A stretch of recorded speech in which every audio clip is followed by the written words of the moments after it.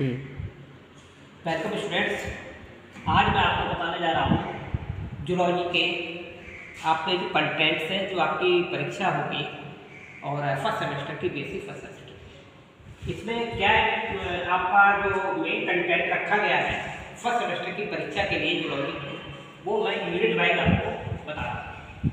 तो पेपर का नाम है cytology genetics and infectious diseases.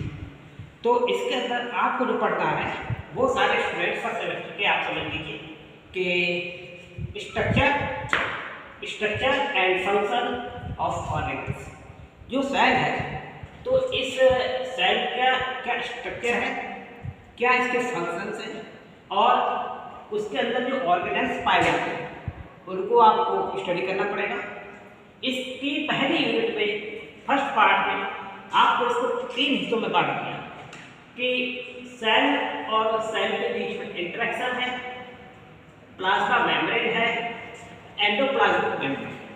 तो इस पार्ट को आप फर्स्ट में आप स्टडी करेंगे। इसी का से structure and function of organelles में आप सेकंड पार्ट से देखेंगे साइटोस्केलेटन, माइटोकॉन्ड्रिया और परसिस।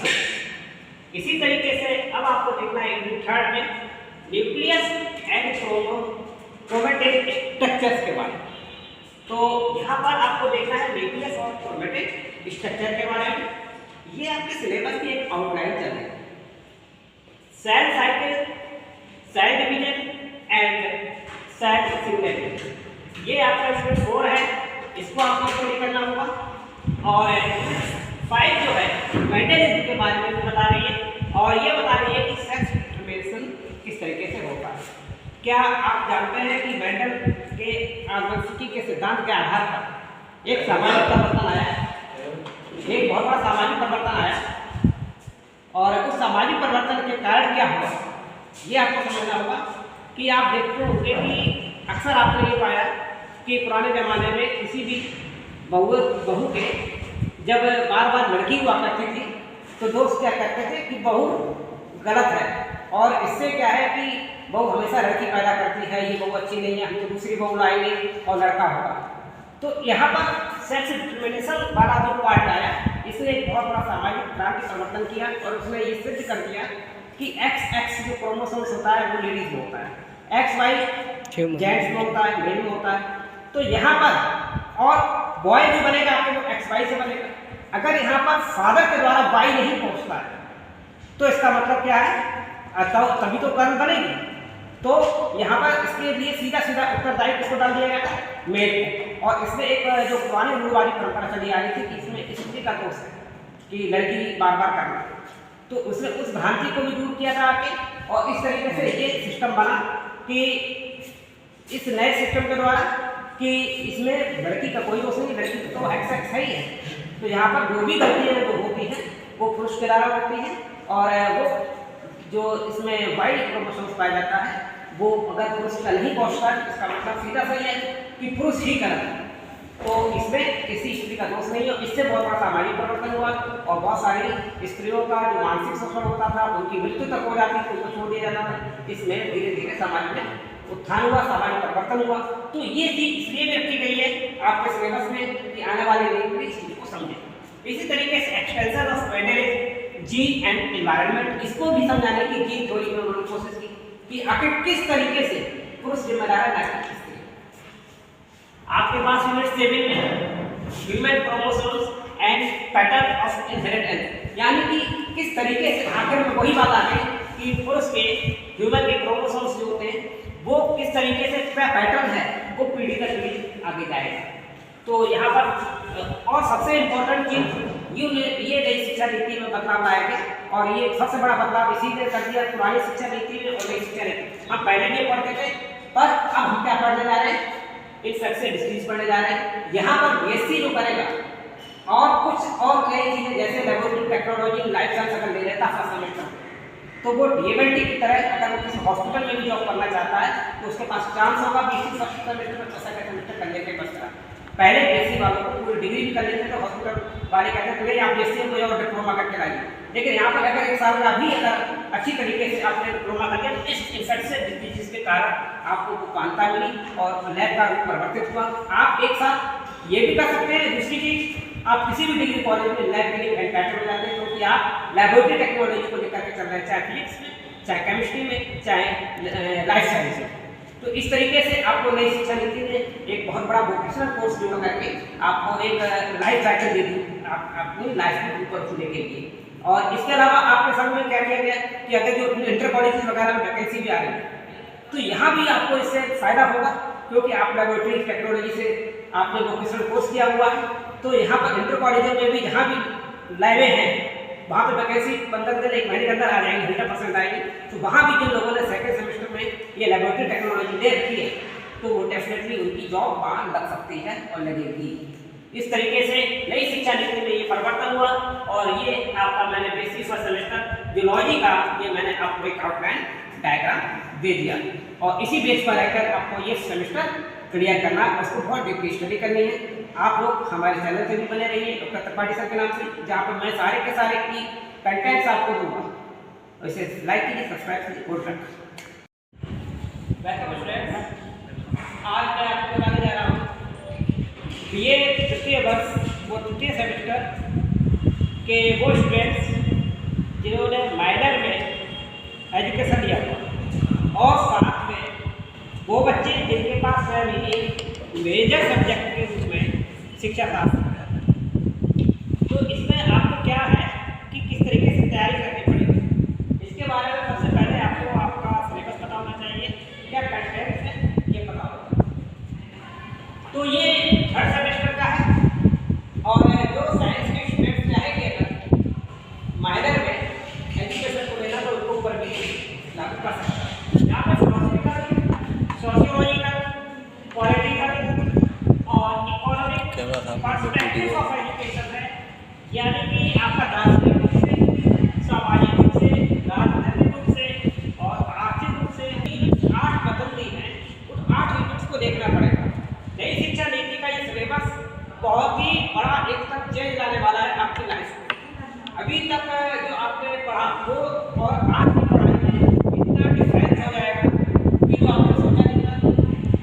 तो मैं आपको कंटेंट बता रहा हूँ, इसकी जान लेनी है। यहाँ पे देखिए वेदांत भागवत, यानी कि वेदांत भागवत गीता है। यहाँ पर क्या था,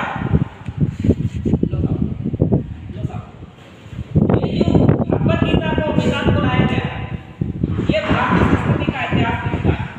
जो भारतीय संस्कृति थी,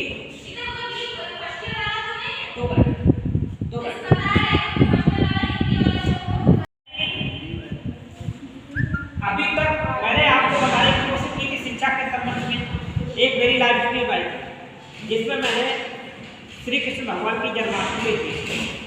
वहाँ पर मैंने बताया था कि शिक्षा हमारी है क्या है, संस्कृति को समझने की बात बताई, जहाँ पर प्रभु श्री कृष्ण के हमने जो कलाएँ थी 64 उनके बारे में आपको बताया था। शिक्षा विज्ञान है या कला है, इन दोनों के बीच की कड़ी है, ये समझाने का प्रयास किया। तो यहाँ पर कला से आप क्या सीख जाते हैं, कौशल सीखते हैं जाकर के, और जबकि अगर शिक्षा को विज्ञान के रूप में देखते हैं अगर, तो यहाँ पर एक क्रमबद्ध तरीके से सिस्टमेटिक विज्ञान आता है।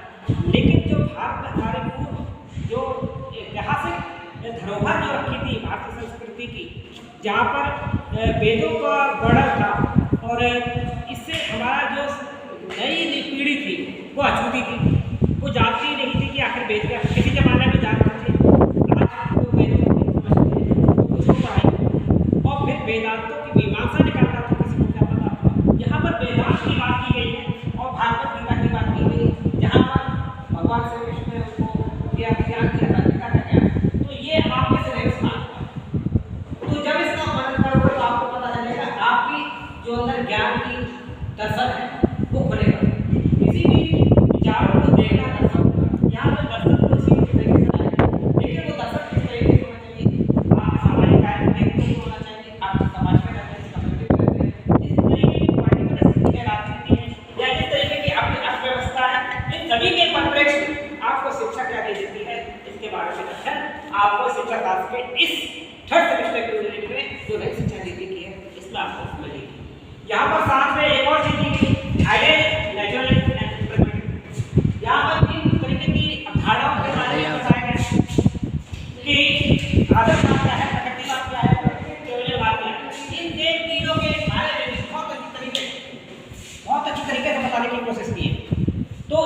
क्या किया है कि इन 3 विचारधाराओं को भी जब हम देखेंगे कि आगे शास्त्र क्या क्या है, आगे प्रकृति के संपर्क में अगर लाइफ किसी भी मनुष्य की कटती है तो वो प्रकृति से बात हुई ज्ञान देने वाला, और प्रकृति ही हमको सिखाती है।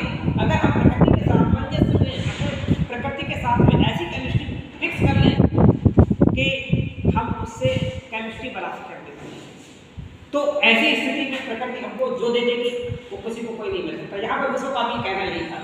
और इसके अलावा आपका प्रयोजन बात भी आपके सामने है कि अगर हम कोई भी कार्य करते हैं हमारा क्यों करें, किस प्रयोजन है, तो हम ही काम हम क्यों करें, इसका कोई तो भौतिक परिप्रेक्ष्य होना चाहिए, क्या फायदा है आपका। आज की दुनिया में कहते हैं कि अगर किसी कार्य कोई काम करना चाहते हैं मतलब नहीं तो कुछ नहीं, यहाँ पर अगर अध्ययन कर रहे हैं और वो अध्ययन आपके मतलब का नहीं, हम क्यों करें। लेकिन हाँ, अगर वो अध्ययन किसी भी विषय का हो और आपकी लाइफ अगर वो आपके लिए कुछ देता है तो वो अध्ययन आपको शिक्षा देता है, उसको करना बहुत जरूरी है। यहाँ पर इसी तरीके से यहाँ पर जो 4 यूनिट आई है वो आपको बताइए। गांधी जी, विवेकानंद, अम्बेडकर के बारे में बहुत इंपॉर्टेंट व्यक्ति है ये 3 के तीनों, और साथ में अम्बेडकर के बाद रूसो और डीवी। ये रूसो और डीवी भी, रूसो प्रकृतिवादी है और ये डीवी जो कह रहे हैं कि शिक्षा की प्रमेय प्रक्रिया है, इसको बताने का इन्होंने बहुत बड़ा कार्य किया था। तो ये डीबी का भी आपको अध्ययन, और साथ में यूनिट 5 है इंट्रोडक्शन टू इंडियन सोसाइटी। आप भारत में रहते हैं, भारतीय में रहते हो, किस सोसाइटी में रहते हो, आपको भारतीय सभ्यता, भारतीय सोसाइटी के बारे में समझना है। स्कूल एजुकेशन और स्कूल की एजुकेशन के साथ सोसाइटी किस तरीके से समझोगे ये आपको समझना है। साथ में पॉलिटिकल, राजनीतिक रूप से भी क्या परिप्रेक्ष्य में आपको एजुकेशन दी जानी चाहिए वो भी आपको समझनी है, और साथ में इकोनॉमिक पर्सपेक्टिव ऑफ एजुकेशन, आर्थिक रूप से एजुकेशन आपको किस तरीके से, किस परिप्रेक्ष्य में आपको फायदा देगी ये भी आपको समझना है। तो इसी तरीके से आप सभी लोगों को मैंने पहले से सारी बातें बता दी हैं। ये आप डॉक्टर त्रिपाठी सर के नाम से चैनल में है, इसको देखिए, इसमें ही आपको सारे कंटेंट्स मिलेंगे। तो आप हमारे साथ लाइक करते रहिए, कमेंट्स करते रहिए, और जो भी नई बात हो हमें बताते रहिए। Good luck.